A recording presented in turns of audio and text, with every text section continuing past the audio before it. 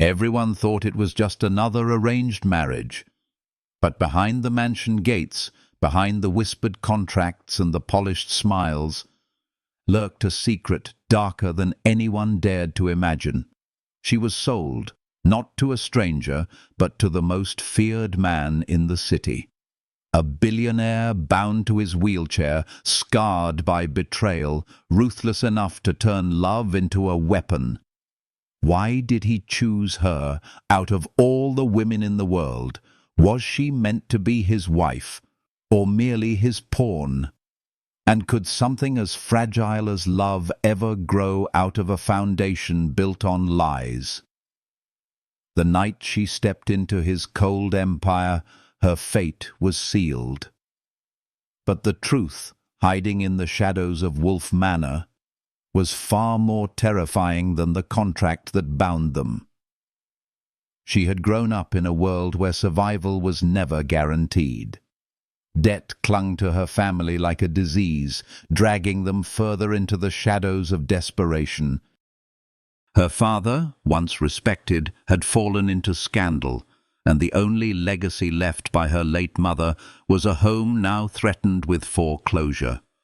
Every day was a battle to keep the past alive, every breath a reminder that she was born into chains she could never break. Evangeline Hart was not naive, but even in her most fragile moments, she had never imagined being bartered like a commodity. When her stepmother, with a smile too brittle to be kind, announced that she would marry Grayson Wolfe, her blood ran cold. The name alone was enough to silence entire rooms. He was a man spoken of in hushed whispers, a billionaire who had built an empire with fire in his veins, only to vanish after a devastating car crash left him confined to a wheelchair. Rumors swirled like vultures. Some said he was insane, others whispered that he was colder than death itself. She did not want him, did not want this cage masquerading as a marriage.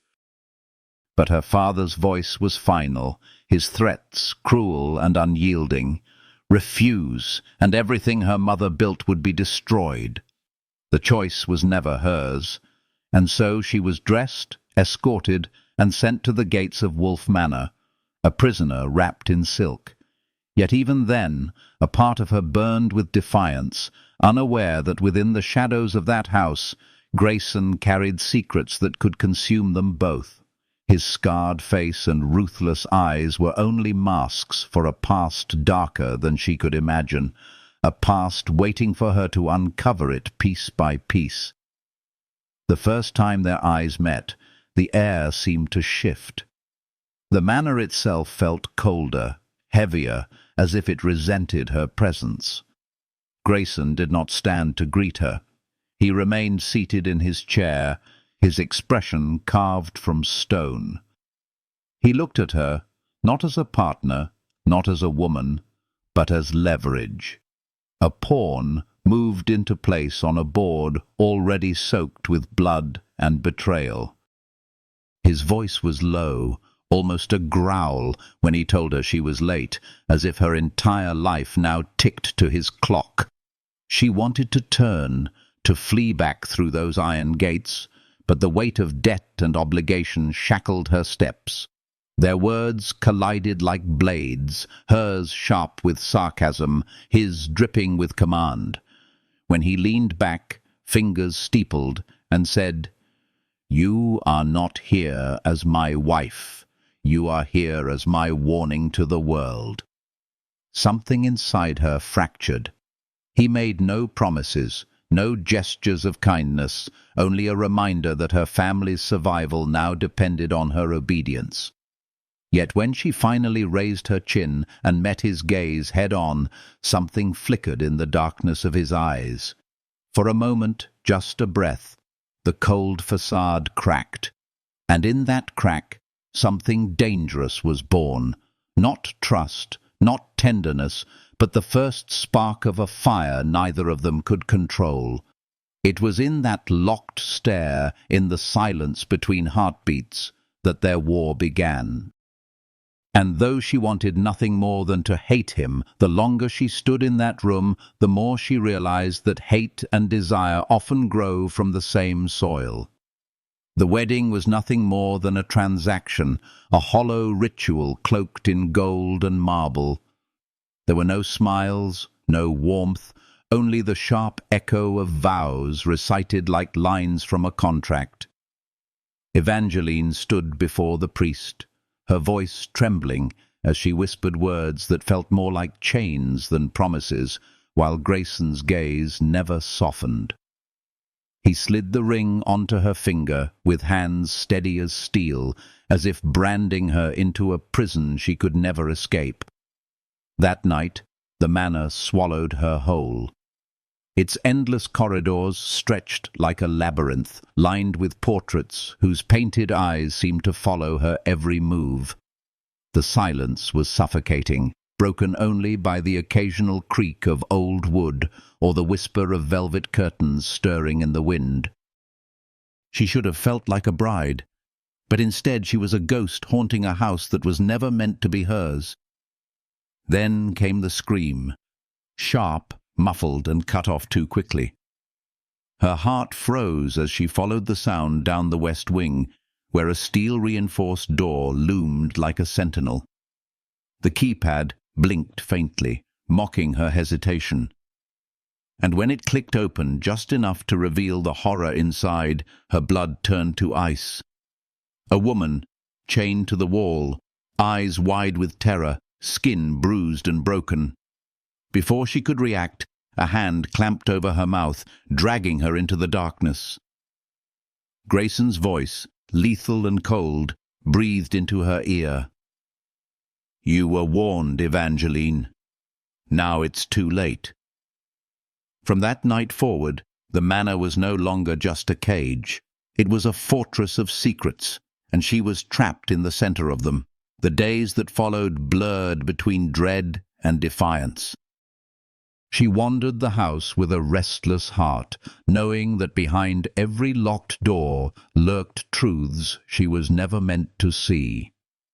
Grayson moved like a shadow, appearing when she least expected, watching her with eyes that held storms she couldn't decipher. He told her she was leverage, a symbol of his strength, but she could see it. The way his jaw clenched at the mention of betrayal, the flicker of pain when he thought no one was watching. Slowly, piece by piece, she uncovered fragments of his truth. The accident that had shattered his body was no accident at all, but a calculated strike by someone he once trusted. His empire was rotting from the inside, poisoned by betrayal, and she had been placed at his side not only as a wife, but as bait, a spark to flush out enemies who circled like wolves. And yet, amidst the danger, something unexpected began to take root. Every cold word, every cruel command seemed to hide a wound deeper than scars could show.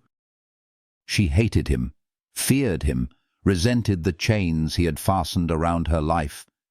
But in the silence of the manor, when their eyes locked and the walls between them faltered, she felt it, the dangerous truth neither of them wanted to admit. He was not the monster the world claimed. He was a man drowning in pain, a man who might destroy her or save her.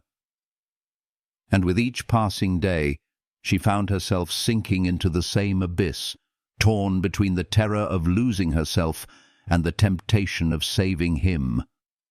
It should have been simple. Play the dutiful wife, stay silent, survive. But love and lies have a way of colliding in the darkest places. The more time she spent within the suffocating walls of Wolf Manor, the more Evangeline felt her heart betraying her reason. Grayson remained distant, cold, but there were cracks in his armor she could not ignore. The way his voice broke when he spoke of his lost future, the fleeting tenderness in his gaze when he thought she wasn't looking. Against her will she began to fall, drawn to the man beneath the scars. Yet every step closer was a step toward the fire she had tried to escape. Her secret weighed heavier each day, her father's dealings with the same syndicate that had destroyed Grayson's life, the truth that her very presence in his world was part of a scheme to finish what they had started. When Henry, Grayson's most trusted ally, revealed her family ties in a moment of betrayal, the fragile trust they had built shattered like glass. Grayson's face hardened into something unrecognizable, his voice cutting her deeper than any blade as he accused her of being just another enemy planted to ruin him. She pleaded, swore that what grew between them was real, but the walls had already risen higher than ever, and when the guards dragged her from the house at his command, her cries echoing through the storm, it felt as if her heart had been ripped from her chest. She had entered the manor as a prisoner, but now she was cast out as a traitor. What he didn't know, what he refused to believe, was that she loved him. And love, once lit, is not so easily extinguished.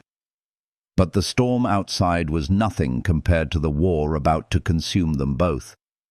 Betrayal had spread its roots deeper than either of them imagined.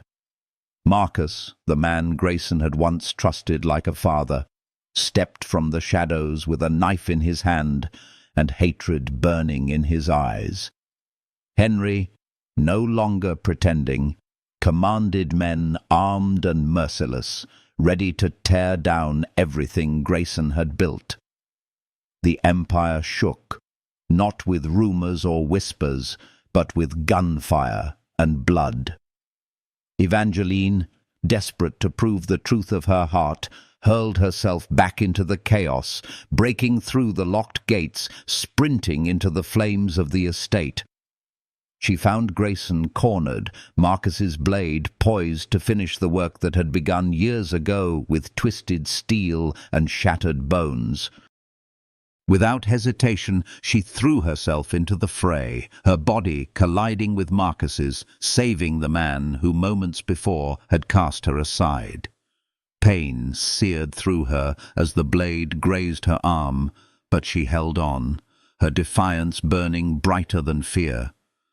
Together, she and Grayson fought with a ferocity born of betrayal and love, the walls of the manor echoing with gunshots and shouts. And in that battle, when death hovered close enough to taste, they found something neither had expected. The certainty that they were no longer enemies, no longer strangers bound by chains, but two souls clawing their way through darkness toward the same fragile light. The battle left the estate scarred, walls trembling with smoke and echoes of violence, but it also stripped away the last of their illusions.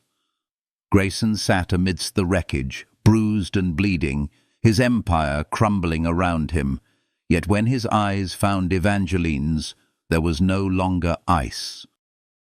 There was fire, raw, unguarded, terrifying in its honesty. She had bled for him, fought for him, defied death itself to keep him alive, and in that sacrifice lay the proof he could no longer deny. The woman he had once called leverage had become his anchor, the only truth he could hold in a world built on betrayal. For the first time since the accident that stole his body and trust, he allowed himself to feel, not anger, not suspicion, but love. With the ruins of Wolf Manor as witness, he took her face in his scarred hands and whispered the words that had once been impossible. "I trust you." Tears blurred her vision as she answered with the only vow that mattered, "I choose you every day, even in the dark." Their lips met, not in desperation, but in promise, sealing a bond forged in fire and shadow. Around them, guards secured the last of Marcus's men, sirens howled in the distance. But for a fleeting heartbeat, there was only silence. The silence of two souls finally unshackled. What had begun as a prison was now a refuge, not because the walls had changed, but because they had. But the night was not finished with them. Even as dawn stretched its pale fingers across the sky, another shadow rose from the ashes. Henry, smiling through the smoke, carrying the stolen prototype cradled like a crown. His betrayal was complete, his ambition no longer hidden behind loyalty. The weapon in his hands was more than steel and code. It was the power to ignite a war that could burn far beyond the walls of Grayson's empire. The estate shook with the roar of engines as black SUVs rolled onto the grounds, soldiers of greed and vengeance pouring out with weapons raised. Marcus had been defeated, but Henry had always been the sharper serpent, waiting for the perfect strike. Grayson's jaw tightened as he armed himself once more, the weight of his gun steady, while Evangeline stood at his side, her bloodied arm proof of her resolve. No words were needed between them. The night had already written their vow. Together they braced for the storm, hearts pounding in unison as Henry's voice cut through the chaos with venomous triumph. "You should have killed me when you had the chance." The world seemed to hold its breath as he leveled his weapon, the last act of their twisted war about to begin. And in that suspended moment, surrounded by fire, betrayal, and the fragile thread of newfound love, Evangeline and Grayson knew the truth. This was not the end of their story, but the beginning of a war they would fight side by side, or not at all. The smoke of battle still curled against the pale light of dawn, the estate broken but standing, much like the two souls who had survived its storm. Grayson's hands, scarred and trembling, reached for Evangeline, as if anchoring himself to the only truth left in a world built on lies.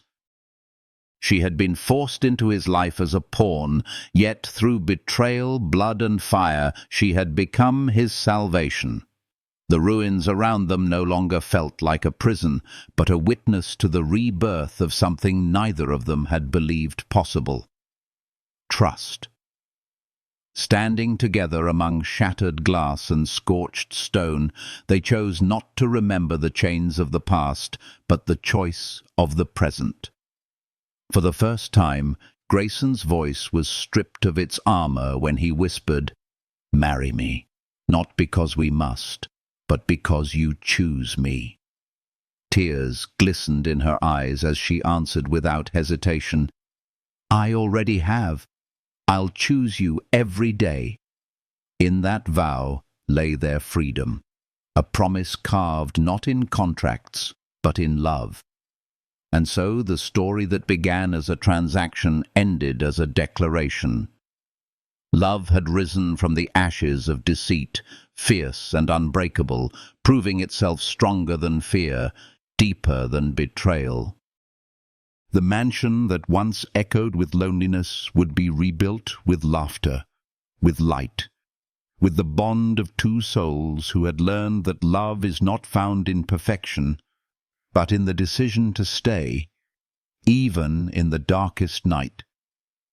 Their scars, once symbols of brokenness, became proof of survival, a testament that love is not the absence of pain, but the courage to endure it together.